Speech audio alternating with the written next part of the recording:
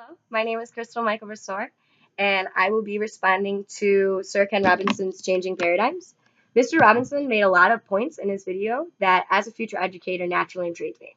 He starts off his video by explaining the two things that really fuel public education reform, and that is the daunting task of preparing our children to become competent enough to compete and participate in an unstable and therefore really unpredictable economy. And the second is instilling in our children a cultural identity that is related to the child's community as well as country. To me, these goals are ones that every education system should seek to accomplish. However, as Robinson mentioned, the system that we have in place is grossly outdated and is not fit to even satisfy the demands of the present, let alone the near future.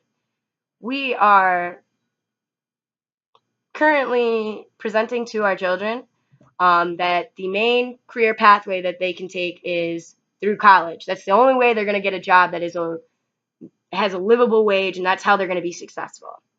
But however, as we know, as college students, college is super duper expensive, and not only that, we're not even guaranteed a job anymore once we're done. Like the job market, it's very competitive on a global scale now that we are no longer competing with just other Americans. We're now competing with kids from China. We're competing with kids from Italy, all over the world, everywhere.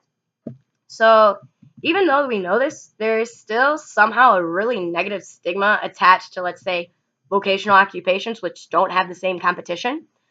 And this is because the system we have in place categorizes children into two groups, and that's academic and non academic. For the non academic students, we kind of push them towards vocational work or service industry, maybe.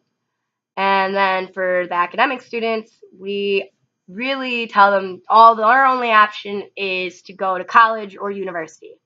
Yeah, what I really don't understand, and maybe you guys can agree, is what is the defining factor between academic and non-academic student other than potentially the ability to follow directions blindly? As Robinson mentioned in the video, the way in which our schools are set up, they inherently go against the natural process of learning. As he joked, there is only one correct answer for all questions, and you know what? That answer is at the back of the students' books. Yet, this model literally punishes children for being what Robinson calls a divergent thinker, a skill which employers are begging their future employees to have. This skill is called problem solving. In a global job market, it's an employee's ability to think divergently that will make them unique and set them apart from their peers who are competing for the same position. Therefore, as an educator, I really want to encourage my students to think divergently. For example, if one of my students is interpreting a book and they have an interpretation that seems a little out there, I'm not going to tell them that their interpretation is wrong.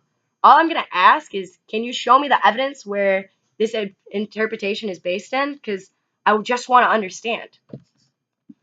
And not only that, I just never want my students to leave my classroom feeling stupid or that they just, are wrong in the way that they think, because I really feel that these feelings alienate children from their true potential. I also want to fully engage my students through seminars and performance assessments. I really feel like these style lesson plans really allow for authentic learning to happen. And though I think it might be easier for an educator to simply lecture at their students, how do we actually know if they're retaining the information that we're giving? Personally, when I participated in a seminar type of lesson, and I had the ability to openly and actively discuss with not only my peers but also the professor about whatever the information was being presented, I honestly felt like I genuinely was learning, I was engaged, and I remembered and I was able to retain that information later on an exam or on a formal assessment. Um, it also goes ahead and ideally allows for all students to participate. And though this might not always happen in a seminar because you do have students who are a little bit more talkative than others, a performance assessment is a really great way to ensure this. Not only is it a performance assessment, it requires a lot of creativity, but it also requires knowledge and a little bit of mastery on the information that's being presented so that the students can present it confidently to you as a professor and also their peers. I believe that by creating lesson plans that encourage instead of punish divergent thinking, educators will be able to help those students that public school systems tend to treat as outcasts. I'm really not sure if the system we have in place will ever be reformed, but as educators, we can find loopholes and we can work to do that. And we must, or else ultimately we're going to be doing society and these students a great disservice.